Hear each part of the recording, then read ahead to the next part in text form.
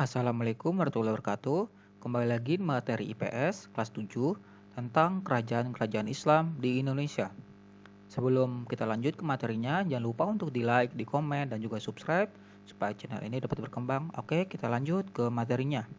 Kerajaan-kerajaan Islam di Indonesia, di mana yang akan dibahas antara lain Kesultanan Samudra Pasai, Kesultanan Aceh, Kesultanan Demak, Kesultanan Banten, Kesultanan Mataram, dan Kesultanan Ternate dan Tidore. Di sini saya menggunakan nama istilah kesultanan daripada kerajaan karena pada masa kesultanan atau kerajaan ini Islam di Indonesia itu menggunakan istilah gelar bagi raja itu disebutnya sultan kalau bagi Islam. Sedangkan kalau kerajaan di Hindu Buddha yang pangkat tertingginya itu raja. Kalau yang di kerajaan Islam itu disebutnya sultan. Oke, kita lanjut. Kesultanan Samudra Pasai.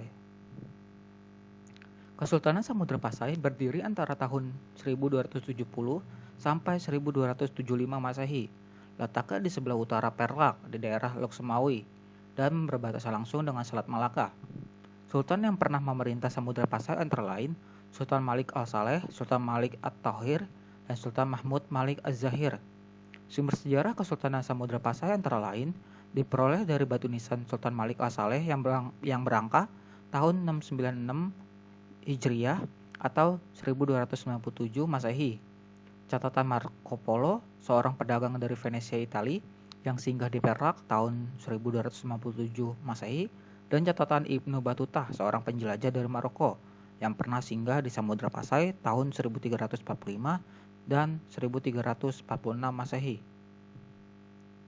Perekonomian masyarakat Samudra Pasai tergantung dari perdagangan.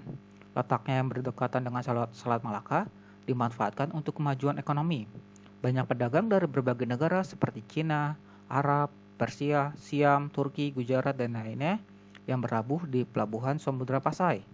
Dalam bidang keagamaan, Ibnu Battuta menyebutkan bahwa Kesultanan Samudra Pasai dikuasai oleh ulama dari Persia, Syria, dan Isfahan. Pada tahun 1521 Masehi, Kesultanan Samudra Pasai dikuasai oleh Portugis. Kemudian pada tahun 1524 Masehi dikuasai oleh Sultan Ali Muhayyad Shah dari Kesultanan Aceh Darussalam. Sejak itu, Samudra Pasai berada di bawah kekuasaan Kesultanan Aceh Darussalam.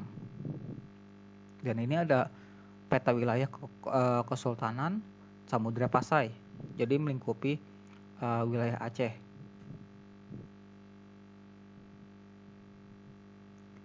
Yang kedua, Kesultanan Aceh Darussalam. Kesultanan Aceh didirikan pada tahun 1513 Masehi oleh Sultan Ali Muhayyad Shah. Perkembangan Kesultanan Aceh erat kaitannya dengan jatuhnya Malaka ke tangan Portugis. Sejak Malaka dikuasai Portugis, para pedagang Muslim menghindari Selat Malaka dan beralih menyusuri pesisir barat Sumatera ke Selat Sunda, lalu terus ke timur Indonesia atau langsung ke Cina. Hal ini mendorong perekonomian masyarakat Aceh berkembang pesat dan menjadikan Aceh sebagai bandar transit lada dari Sumatera dan rempah-rempah dari Maluku. Untuk mempertahankan kedudukannya, Aceh membangun armada laut yang kuat dan menjalin hubungan dengan Kesultanan Islam di Timur Tengah. Kesultanan Aceh mencapai puncak kejayaan pada masa pemerintahan Sultan Iskandar Muda yang memerintah tahun 1607 sampai 1636 Masehi. Kesultanan Aceh berhasil menguasai daerah-daerah di pesisir timur dan barat Sumatera serta pesisir barat Semenanjung Melayu seperti Johor dan Pahang. Pada tahun 1629 Masehi, Sultan Iskandar Muda berupaya merebut Malaka dari Portugis, namun upayanya gagal karena kekuatan Portugis itu lebih unggul. Sultan Iskandar Muda kemudian digantikan oleh Sultan Iskandar Thani yang memerintah tahun 1636 sampai 1641 Masehi. Pada masa pemerintahannya, kejayaan Kesultanan Aceh semakin meningkat. Namun, berbeda dengan pendahulunya, Sultan Iskandar Thani ini lebih mementingkan pengembangan dalam negerinya. Pada masa ini, bidang keagamaan itu berkembang sangat pesat yang didukung oleh kehadiran seorang ulama besar bernama Nuruddin Al-Raniri. Maaf, kurang kelihatan jelas. Sepeninggalan Sultan Iskandar Thani, Aceh lambat laun mulai mengalami kemunduran. Dan ini ada peta wilayah kekuasaan dari Kesultanan Aceh. Jadi tidak hanya melingkupi dari Aceh saja, tapi sampai ke bagian pesisir barat Sumatera, lalu ke timur dan beberapa Selat Malaka. Kesultanan Demak. Kesultanan Demak merupakan kesultanan Islam pertama di Pulau Jawa. Kesultanan ini didirikan sekitar abad ke-15 Masehi oleh Raden Patah, yang merupakan keturunan Raja Brawijaya yang kelima, raja terakhir dari kerajaan Majapahit. Seiring dengan kemundurannya Majapahit, Demak menjadi kawasan mandiri yang kemudian menjadi sebuah kesultanan. Wilayah-wilayah di pantai utara Jawa yang sudah menganut Islam berada di bawah pengaruh Demak. Pengaruh Kesultanan Demak ini kemudian meluas ke Sukadana, Kalimantan Selatan, Palembang, dan Jambi. Kehidupan ekonomi masyarakat Demak bersumber pada pertanian, perdagangan, dan pelayaran.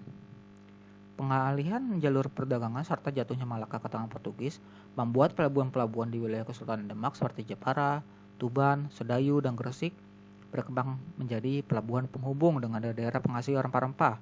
Pada tahun 1512 Masehi dan 1513 Masehi, Demak mengirim pasukan di bawah pimpinan Adipati Unus untuk membebaskan Malaka dari kekuasaan Portugis dan menguasai perdagangan di Selat Malaka. Namun upaya ini gagal karena kekuatan Portugis itu jauh lebih unggul. Dalam bidang keagamaan, Kesultanan Demak berperan sebagai pusat penyebaran agama Islam. Di Pulau Jawa, penyebaran Islam didukung oleh para wali yang dikenal dengan Wali Songo. Beberapa anggota Wali Songo yang berasal dari Demak antara lain Sunan Kalijaga, Sunan Bonang, Sunan Kudus, dan Sunan Muria. Mereka berperan besar dalam penyebaran Islam di Jawa Tengah dan Jawa Timur. Kesultanan Demak juga berusaha menyebarkan Islam di luar Pulau Jawa, seperti Maluku dan Kalimantan. Penyebaran Islam di Maluku dilakukan oleh Sunan Giri. Adapun di Kalimantan, penyebaran Islam dilakukan oleh seorang penghulu yang bernama Tunggang Pararangan. Kesultanan Demak mencapai puncak kejayaan pada masa pemerintahan Sultan Trenggana, yang dimana pada masa pemerintahannya, kekuasaan Demak meliputi sebagian Jawa Barat, Jayakarta atau Jakarta kalau sekarang namanya, Jawa Tengah, dan sebagian Jawa Timur. Penaklukan pesisir utara Jawa Barat dilakukan oleh Fathahillah yang turut merintis berdirinya Kesultanan Banten dan Cirebon. Setelah Sultan Trenggana wafat, Kesultanan Demak mengalami kemunduran. Salah satunya antara lain konflik dalam keluarga kesultanan yang memperebutkan harta dan tahta.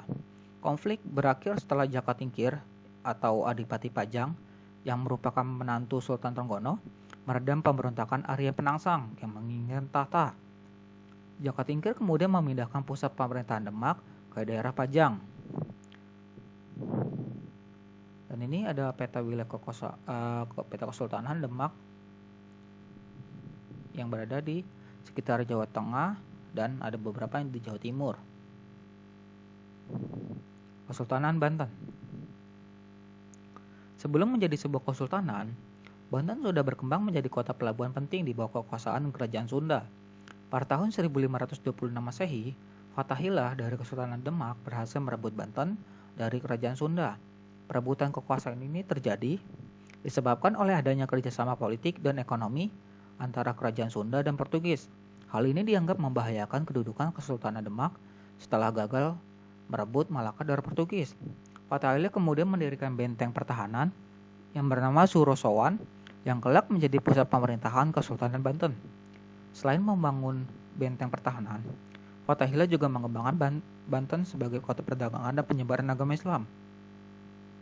Banten kemudian tumbuh menjadi kota perdagangan. Ketika Kesultanan Demak mengalami kemunduran, Banten akhirnya melepaskan diri dari pengaruh kekuasaan Demak. Kesultanan Banten mencapai puncak kejayaannya pada masa pemerintahan Sultan Ageng Tirtayasa tahun 1551 sampai 1682 Masehi.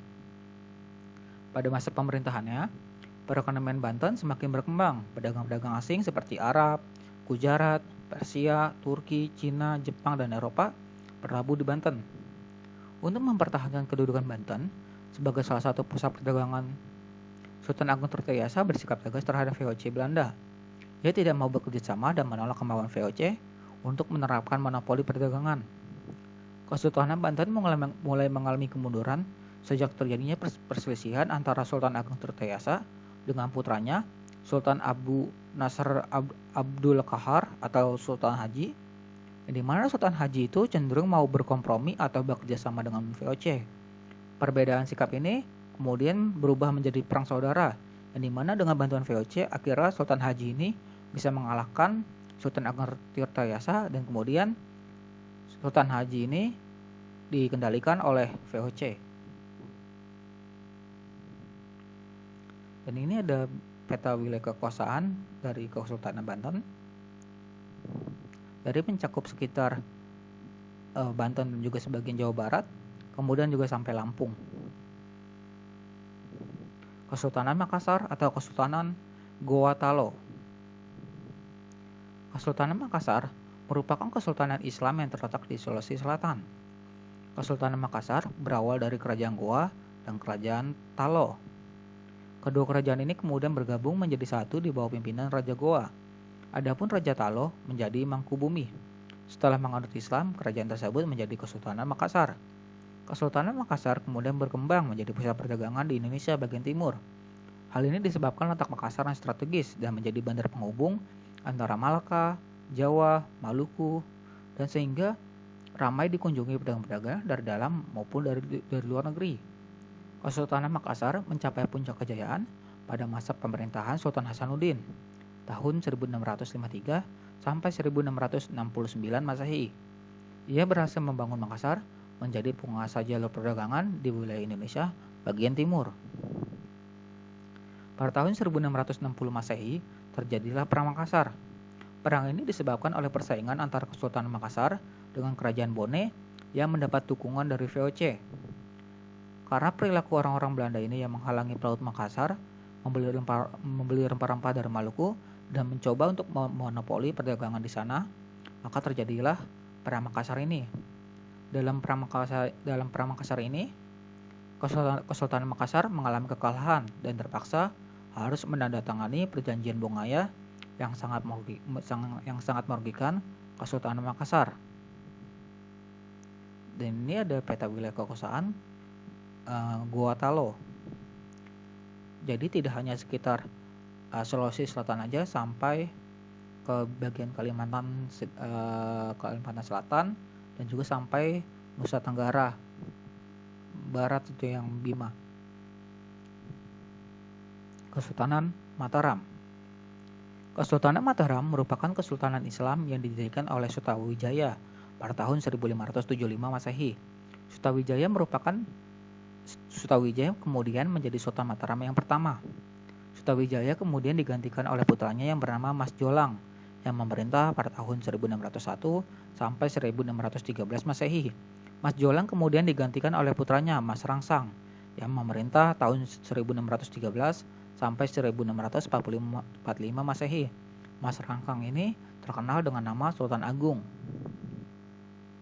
Pada masa pemerintahan Sultan Agung, Kesultanan Mataram mencapai puncak kejayaannya. Dalam bidang politik, Mataram berhasil memperluas kekuasaannya ke berbagai daerah di Jateng, Jatim, dan sebagian Jabar, termasuk Banten. Dalam bidang ekonomi, Mataram berkembang menjadi negara agraris. Hasil utamanya berupa beras. Selain itu, Mataram juga menghasilkan kayu, gula, kelapa, kapas, dan palawija. Dalam bidang kebudayaan, seni bangunan, ukir, dan lukis mengalami perkembangan. Hal ini terlihat dari gapura, istana, dan tempat ibadah. Kebudayaan yang berkembang merupakan perpaduan unsur-unsur budaya Islam dengan budaya Hindu Jawa seperti perayaan sekaten dan juga upacara grebek.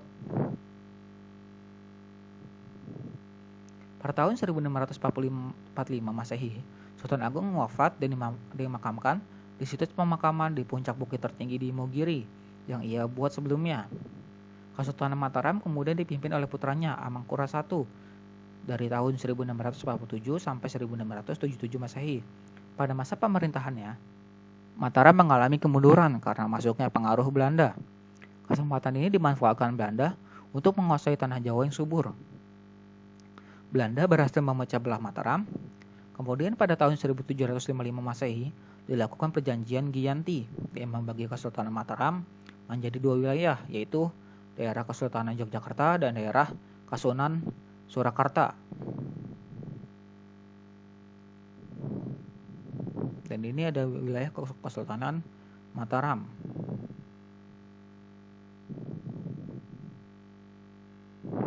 Kesultanan Ternate dan Tidore. Masuk ke Islam ke Maluku erat kaitannya dengan kegiatan perdagangan. Pada abad ke-15 Masehi, para pedagang dan ulama dari Malaka dan Jawa menyebarkan Islam di Maluku. Dari sini muncullah 4 kesultanan Islam, yaitu Ternate, Tidore, Jailolo, dan Bacan. Pada saat kesultanan-kesultanan tersebut berkuasa, masyarakat Muslim di Maluku sudah menyebar sampai ke Banda, Hitu, Haruku, Makian, dan Halmahera. Maluku terkenal sebagai daerah penghasil rempah-rempah seperti pala dan cengkeh, dan menjadi pusat perdagangan. Di antara kesultanan yang ada, Ternate yang paling maju. Kesultanan Ternate kaya akan rempah-rempah sehingga menarik banyak pedagang. Kemajuan Ternate ini menyebabkan persaingan antara kesultanan dari Maluku. Akibatnya muncullah 2 persekutuan yang bersaing, yaitu Uli Lima yang dipimpin oleh Ternate dan Uli Siwa yang dipimpin oleh Tidore. Uli Lima terdiri atas 5 daerah, yaitu Ternate, Obi, Bacan, Seram, dan Ambon. Uli Siwa terdiri atas 9 daerah, yaitu Tidore, Jailolo, Makian, Soesiu, dan pulau-pulau antara Halmahera sampai bagian Papua. Pada tahun 1521 Masehi, Portugis memasuki Maluku dan bekerja sama dengan Ternate. Tidak lama kemudian, Spanyol memasuki Maluku dan bekerja sama dengan Tidore. Kedatangan kedua bangsa Eropa ini semakin memperuncing persaingan yang ada, sehingga terjadilah persekutuan 4 pihak, yaitu Ternate Portugis dengan Tidore Spanyol. Perseteruan ini kemudian diselesaikan melalui perjanjian Saragossa, yang intinya isi perjanjian tersebut Spanyol harus meninggalkan Maluku. Setelah Spanyol pergi, Portugis berusaha menguasai Maluku. Upaya tersebut mendapatkan perlawanan dari rakyat Maluku. Sultan Hairun dari Ternate berusaha mengusir Portugis, namun usahanya gagal. Perjuangannya kemudian dilanjutkan oleh putranya, yaitu Sultan Abdullah. Pada tahun 1575 Masehi, benteng Portugis di Ternate direbut, kemudian Portugis diusir dari Maluku. Bebasnya Maluku dari bangsa asing tidak berlangsung lama. Kemudian pada tahun 1605 Masehi, VOC, Belanda menduduki Ambon dan berusaha menguasai Maluku. Belanda mendapat perlawanan sengit dari rakyat Maluku, yang diantaranya perlawanan dipimpin oleh Sultan Huku dari Tidore. Dan ini ada tentang apa itu Uli Siwa dan juga Uli Lima, daerah-daerahnya. Kesultanan Banjar. Pada awal ke-16 Masehi di Kalimantan Selatan terdapat 3 kerajaan, yaitu Nagara Dipa, Nagara Daha, dan Banjar. Raja Kerajaan Banjar bernama Raden Samudra. Ketika Nagara Daha menyerang Kerajaan Banjar, Raden Samudra meminta bantuan militer kepada Kesultanan Demak. Raden Samudra berjanji jika Kesultanan Demak membantu berperang melawan Nagara Daha, ia bersama seluruh rakyatnya akan masuk Islam. Demak kemudian memenuhi permintaan tersebut. Dengan bantuan Demak, akhirnya Kerajaan Banjar ini menang melawan Nagara Daha. Sesuai dengan perjanjian, akhirnya seluruh rakyat Banjar masuk Islam. Kemudian Raden Samudra dinobatkan oleh Sunan Kudus menjadi Sultan Banjar yang pertama. Ia memerintah pada tahun 1526 sampai 1545 Masehi. Kesultanan Banjar mengalami masa kejayaan pada awal abad ke-17 Masehi. Dalam bidang politik, Kesultanan Banjar berhasil menghimpun kekuatan militer yang kuat hingga mampu membendung pengaruh politik dari Tuban, Arosbaya atau Madura, dan Mataram. Dalam bidang ekonomi, perdagangan Kesultanan Banjar menjadi maju dengan adanya lada sebagai komoditas utama. Selain itu, Kesultanan Banjar juga memperoleh penghasilan dari cukai perdagangan karena letaknya strategis untuk jalur perdagangan. Dalam bidang keagamaan, lahirlah seorang ulama besar bernama Muhammad Arsyad Ibnu Abdullah Al-Banjari, yang dimana beliau lahir di Martapura tahun 1710 Masehi. Atas biaya Kesultanan Banjar, beliau kemudian pergi ke Mekah untuk menuntut ilmu. Kemudian setelah kembali dari Mekah, beliau mengajarkan kembali ilmu agama Islam yang didapatnya dengan kitabnya yang terkenal Sabil Al-Muhtadin. Kesultanan Banjar mengalami kemunduran setelah masa pemerintahan Sultan Adam Al-Wasik. Al-Wasik Billah tahun 1857 Masehi. Kemunduran ini disebabkan oleh campur tangan Belanda dalam pergantian sultan-sultan Banjar. Dan ini ada wilayah kekuasaan Kesultanan Banjar yang terletaknya berada di Kalimantan Selatan. Lalu tadi sudah dibahas tentang kerajaan-kerajaan Islam yang ada di Indonesia, dan kali ini akan dibahas tentang peninggalan sejarahnya masa Islam di Indonesia. Yang pertama, peninggalan pertama yaitu masjid. Masjid merupakan tempat ibadah orang-orang Islam. Adapun terkait dengan katalah budaya Hindu-Buddha di masa awal penyebarannya, seni arsitektur masjid itu dipengaruhi oleh akulturasi budaya lokal yang ada saat itu. Akulturasi itu artinya percampuran ya. Di mana akulturasi budaya itu percampuran budaya lokal dengan budaya yang baru yang datang. Keunikan masjid itu terletak pada susunan atapnya yang berundak dan berbentuk limas. Adanya bangunan serambi atau pendopo, adanya mihrab atau tempat imam memimpin sholat, serta wujud masjid yang umumnya berbentuk bujur sangkar. Contoh masjidnya antara lain Masjid Agung Demak di Demak, Jawa Tengah, Masjid Sunan Ampel, Surabaya, Jatim, Masjid Raya Baitur Rahman, Banda Aceh, Masjid Banten di Banten, Masjid Cirebon di Cirebon, Jawa Barat. Dan ini ada foto tentang Masjid Banten dan juga Masjid Agung Demak. Keraton. Keraton adalah tempat kediaman raja atau istana raja. Keraton berfungsi sebagai pusat pemerintahan dan juga tempat tinggal raja. Keraton yang termasuk peninggalan masa Islam antara lain Keraton Surakarta, Keraton Yogyakarta, Keraton Kanoman Cirebon, dan Istana Maimun di Sumatera Utara. Dan ini ada foto tentang Keraton Yogyakarta dan juga Keraton Surakarta.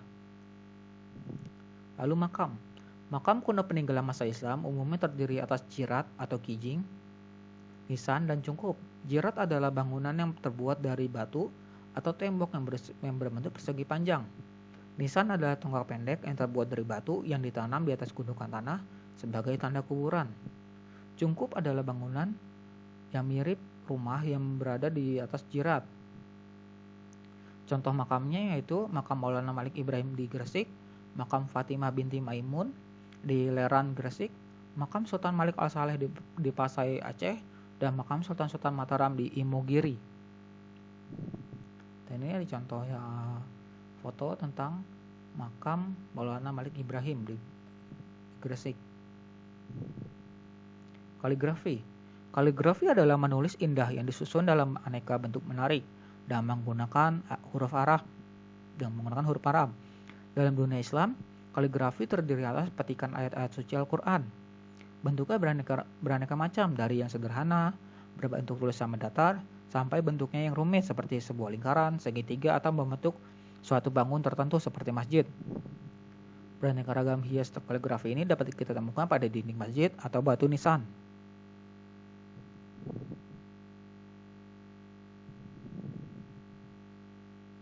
Karya sastra. Babat adalah karya sastra berupa cerita berlatar belakang sejarah. Biasanya berupa cerita fiksi. Contohnya itu Babat Cirebon, Babat Tanah Jawi, dan Babat Giyanti.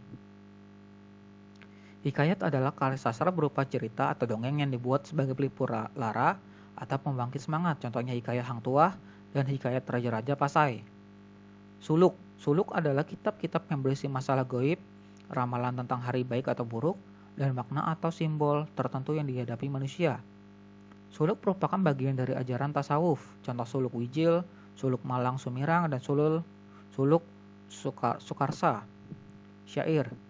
Syair adalah puisi ulama yang setiap baitnya terdiri atas 4 baris yang berakhiran dengan bunyi yang sama. Contohnya syair perahu dan syair si burung pingai karya Hamzah Fansuri.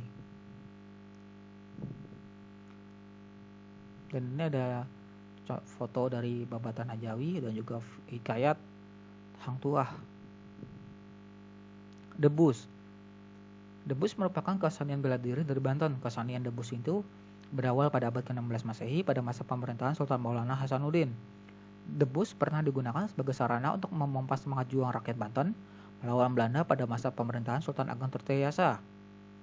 Lalu seni tari. Tari Sedauti atau Tari Saman dari Aceh merupakan contoh tarian peninggalan masa Islam.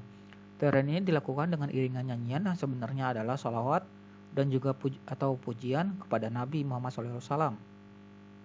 Dan ini ada foto tentang Debus Banten dan juga Tari Saman. Sekaten dan Grebek. Sekaten merupakan upacara peringatan kelahiran Nabi Muhammad SAW yang diadakan setiap bulan Rabiul Awal tahun Hijriah di alun-alun Surakarta dan Yogyakarta. Upacara ini dahulu digunakan oleh Sultan Hamengkubuwono I yang merupakan pendiri Keraton Yogyakarta untuk mengundang masyarakat mengikuti dan memeluk agama Islam. Pada perayaan Sekaten, dua gamelan yaitu gamelan Kiai Nagawiliaga dan gamelan Kiai Guntur Madu akan dimainkan secara bersamaan selama 7 hari berturut-turut. Puncak perayaan Sekaten ditandai dengan gerbek mauludan dengan mengarak sebuah gunungan yang terbuat dari beras ketan, makanan, buah-buahan, dan sayur-sayuran yang sebagai bentuk ungkapan rasa syukur kepada Tuhan Yang Maha Esa. Dan ini ada contoh foto perayaan Sekaten dan Grebek. Oke, sekian saja untuk materi tentang kerajaan-kerajaan Islam di Indonesia dan juga peninggalan-peninggalan kerajaan Islam tersebut. Oke, makasih semuanya. Mohon maaf banyak kekurangan. Wassalamualaikum warahmatullahi wabarakatuh.